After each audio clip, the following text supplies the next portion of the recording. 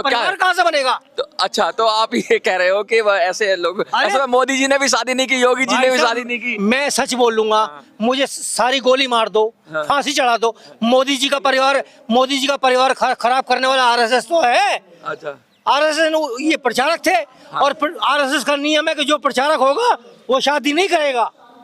तो जनसंख्या घटाओ अभियान, ये तो अच्छी इसका बात है। मतलब तो ये है कि अगर मैं बच्चे पैदा नहीं करूंगा तो दुनिया में बच्चे नहीं होंगे क्या? बहुत बच्चे होंगे।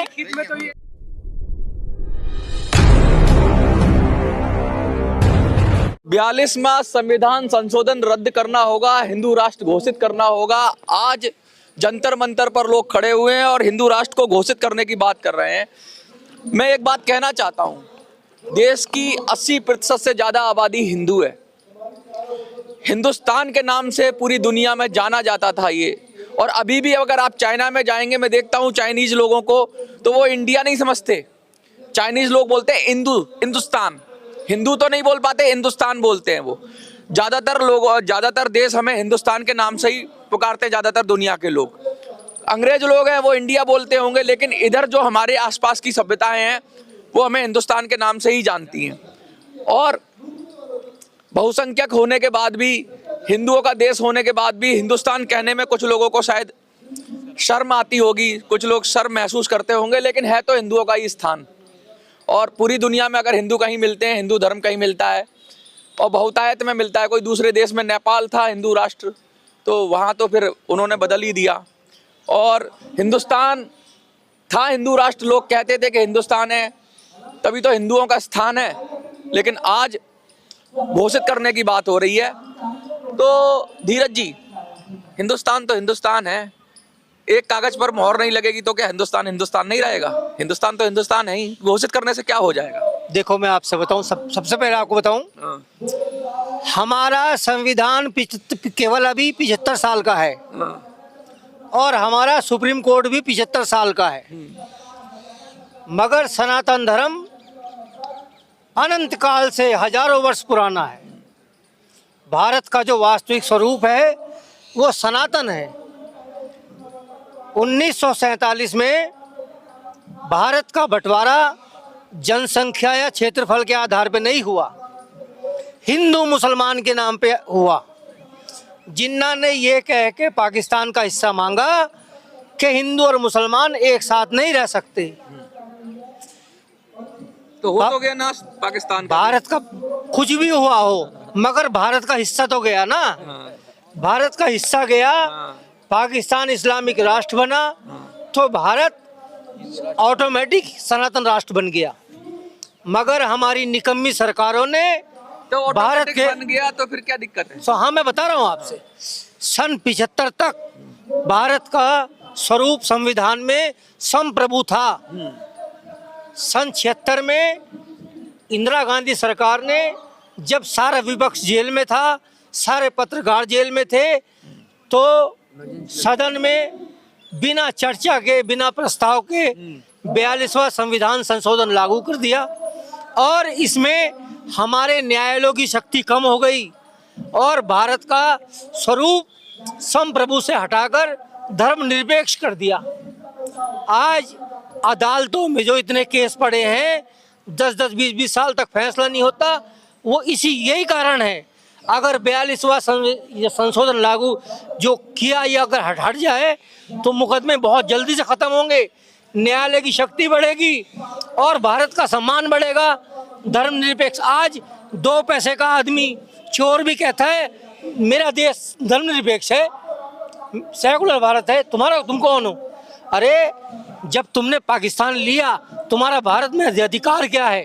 भारत का उपराष्ट्रपति भी पद से हटने के बाद बोलता है भारत में नफरत का माहौल है।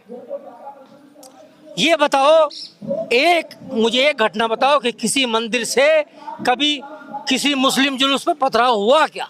एक भी नहीं है। सनातन की जो यूएसपी है, सनातन की जो सोच है, उसमें ये कॉन्सेप्ट आती है कि जियो और जीने दो। ये सदा से यहाँ पे आज़ादी रही है अलग अलग संप्रदायों की, मतों को मानने वालों की, और कोई किसी ने अपवाद नहीं है कोई। तो उसमें दिक्कत क्या है? अगर ऐसे भी चल रहा है तो हिंदुओं का ही। हाँ, बिल्कुल सही कह रहे हैं आप। ये जबकि सोच है वसुदेव कुटुंबकम वाली, जब धरती पे केवल सनातन ही था।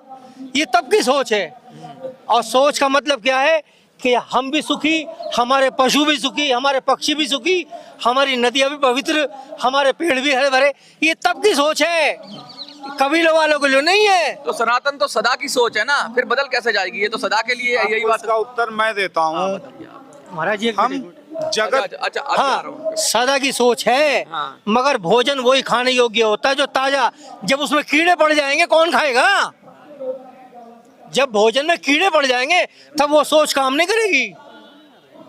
तो आप फिर से शुद्धिकरण करना चाहते हैं? शुद्धिकरण कांग्रेस की बड़ी स्पष्ट सोच थी। हाँ। कांग्रेस की बहुत बिल्कुल साफ सोच थी। इस सरकार की कोई सोच नहीं है। हाँ। कांग्रेस की सोच थी कि हमें मुसलमानों के लिए काम करना है, बिल्कुल स्पष्ट। इस सरकार की कोई सोच नहीं है।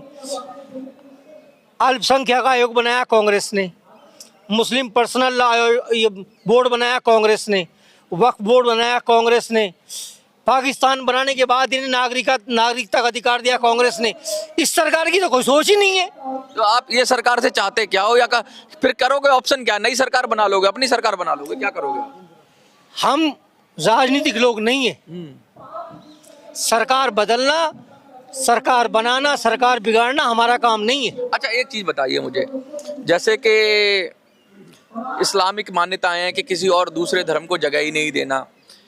इस्लामिक सोच में ऐसा होता है कि दूसरी तरह के विचारधारा को एग्जिस्ट ही नहीं कर पाती। 72 फिरके हिंदुस्तान में ही मिल जाएंगे, पाकिस्तान में नहीं मिलेंगे। कहीं कोई सिया का मुल्क है, कोई सुन्नी का मुल्क है। इतनी कटुता है।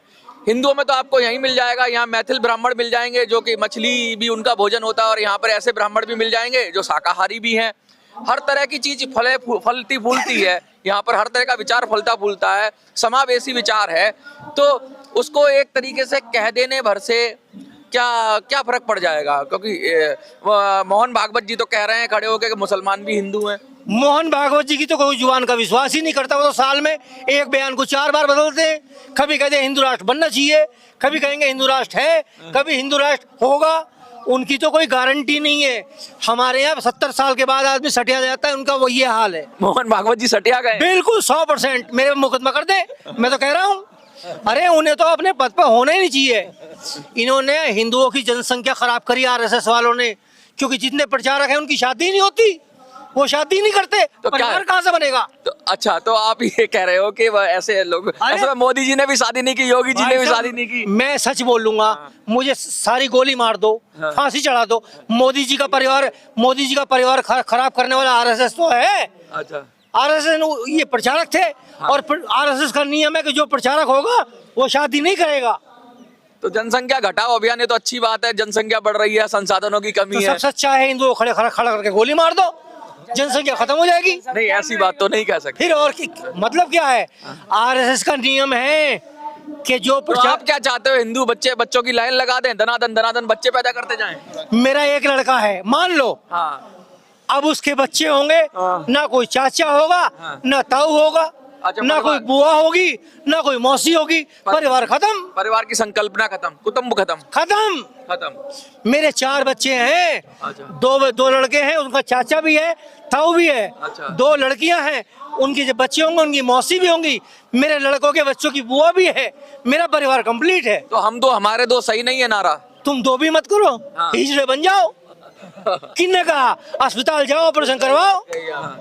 तो कितने होने चाहिए? 4? सरकार को नियम कितना? महाराज, सरकार नियम बनाने वाली है कहाँ? सरकारें तो अपना राजनीतिक लाभ देखती हैं। पहले जय श्री राम और फिर यूजीसी लगा दिया। तो ये तो उनकी तरह अनुसरण हो गया कि अल्लाह की देन है बच्चे। अरे कब तक? 75 साल का हो गया प्रधानमंत्री, कब तक? हाँ। कब तक? कितने साल और? 1000 साल क्या? हाँ। 1000 साल तक कोई नहीं जिएगा, तो इसके बाद कोई और होगा। तो आपकी संकल्पना में, आपकी कल्पना में हिंदू राष्ट्र में क्या क्या होना चाहिए? हिंदू राष्ट्र में सभी जातियां रहेंगी, सभी धर्म रहेंगे। तो रह ही रहे हैं। नहीं, अभी नहीं। अब मेरी बात समझो जरा। अच्छा। परिवार का मुखिया एक ही आदमी होता है, सारे होते हैं? ये बताओ पहले आप। नहीं, एक ही होता है। फिर हमारा कहना यही तो है, मुखिया एक होगा, सदस्य सारे होंगे। तो मुखिया तो है ही, हिंदू तो है ही, प्रधानमंत्री हिंदू है, ऐसे कहने से राष्ट्रपति हिंदू है। चलो, मैं अपनी सारी संपत्ति आपके नाम कर रहा हूँ, थाने से मुझे लिखित में हनुमान चालीसा की परमिशन दिला दो। नहीं मिलने की, हनुमान चालीसा की परमिशन नहीं, लिखित में- हनुमान जी को परमिशन चाहिए, वो तो लंका घुस गए थे, क्या परमिशन ली उन्होंने? उनकी नहीं, अपनी मांग रहा हूँ परमिशन नहीं चाहिए हनुमान जी के भक्तों को, क्या परमिशन चाहिए? कोई परमिशन चाहिए हनुमान जी के भक्तों हाँ सुनो, देखिए, परमिशन की जहाँ तक बात है, ये हिंदुस्तान संविधान के अनुसार चलाएंगे गवर्नमेंट। मेरे साथ गुजरी है। हाँ। थाने के डीसीपी साहब ने क्लियर कहा था, अगर हनुमान चालीसा लिखोगे एप्लीकेशन में तो हम परमिशन नहीं देंगे। क्यों? आप हनुमान चालीसा पढ़ना, हाँ। मगर लिखो मत। अच्छा, ये भी चक्कर है। हाँ, हनुमान चालीसा पढ़ सकते हैं मगर लिखित में परमिशन कौन से अधिकारी ने कहा आपको? डीसीपी साहब ने इसी तरह 5 दिसंबर को अच्छा, 5 दिसंबर को कहा गया, आप कहोगे। नहीं, देश के अंदर बहुत सारी परमिशन हो गए, राम कथाएं होती हैं, हनुमान चालीसा भी होती है, प्रोग्राम भी होते हैं, तो ऐसा थोड़ी ना है कि भाई तो ये तो आप उनसे पूछो। तो आप कोई स्पेशल क्या, आपका कुछ ऐसा तो नहीं करते हनुमान चालीसा के बाद के लोग? आप देखो, हाँ। इतनी देर से प्रोग्राम चल रहा है, हमारे प्रोग्राम में शांति खराब करी किसने? नहीं। कानून तोड़ा किसी ने? नहीं। बस वो कह रहे थे आप हनुमान चालीसा पढ़ना सुबह से शाम तक, मगर हम लिखित में परमिशन नहीं देंगे। आप पढ़ना, आप पढ़ सकते हो मगर लिखित में नहीं देने तो की। फिर वो क्या, वो जो डायलॉग है एक फिल्म का कि एक कागज पे मोहर नहीं लगेगी, तो क्या आप हनुमान चालीसा नहीं पढ़ोगे? इसका मतलब तो ये है कि अगर मैं बच्चे पैदा नहीं करूंगा तो दुनिया में बच्चे नहीं होंगे क्या? बहुत बच्चे होंगे। तो कागज आपको कागज चाहिए? मोहन भागवत जी कह रहे हैं ना, हाँ। तो किसी एक सरकारी कर्मचारी से लिखित में दिला दो मुझे कि भारत हिंदू राष्ट्र है। एक कर्मचारी से, कोई चपरासी लिख दे, नहीं लिख सकता, क्योंकि सुप्रीम कोर्ट भी मना कर देगा। भारत बहुत सारे लोग ऑब्जेक्शन उठाते हैं कि भाई हिंदू राष्ट्र हम नहीं मानते हैं, ये हिंदू राष्ट्र है। तो अरे महाराज, ये भारत धर्मशाला है, धर्मशाला। अच्छा, हिंदू राष्ट्र कहाँ है? कोई भी आए। यहाँ तो चोर भी कहता है, ओए बोलना नहीं, भारत सेकुलर है, सबका है। चोर भी कहता है यहाँ कि भारत सबका है। तो आपने तो सबको आमंत्रित किया, वसुदेव कुटुंबकम में सनातन नहीं तो कहा है, इसीलिए सबका है भैया। हाँ। दिल तो बड़ा ही है आपका, बड़ा नहीं करोगे दिल? बिल्कुल ठीक है, तो फिर पाकिस्तान क्यों बनाया? अगर सबका था तो, अगर सबका था तो मोदी जी कह रहे हैं ले लेंगे वापस। अभी राजनाथ सिंह ने कहा सिंध ये हिंद में है, था सिंध, ऐसा थोड़ी ना है कि अब चला गया थोड़े दिन के लिए तो फिर वापस आ जाएगा। आज तक कश्मीरी पंडितों को तो बसाया नहीं गया, पाकिस्तान कहाँ से लेंगे? तो ये सब नेतागिरी है, बांग्लादेश वगैरह की बातें जो करते हैं ये सब नेतागिरी है। सब बेकार की बात है। हाँ। बांग्लादेश में इतना हिंदू मरा, मोदी जी ने क्या करा ये बताओ आप मुझे, एक बात बताओ, मोदी जी ने करा क्या? तो करें क्या?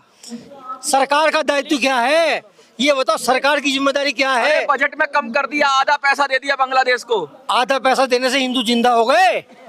जो मर गए वो जिंदा हो गए क्या? तो क्या ये बता दो। बिल्कुल बंद कर दे उसका दाना पानी ना, इन्हें पाकिस्तान दिया हमने। अच्छा, पाकिस्तान दिया है, और पाकिस्तान के साथ 6,000 करोड़ रुपए दिए, भारत में रखने के लिए नहीं दिया। ये तो और अगर भारत कहेगा तब होगा ना। अरे आपके कहने से थोड़ी ना हो जाएगा। अगर ही कहेंगे तो पूरा भारत कहेगा।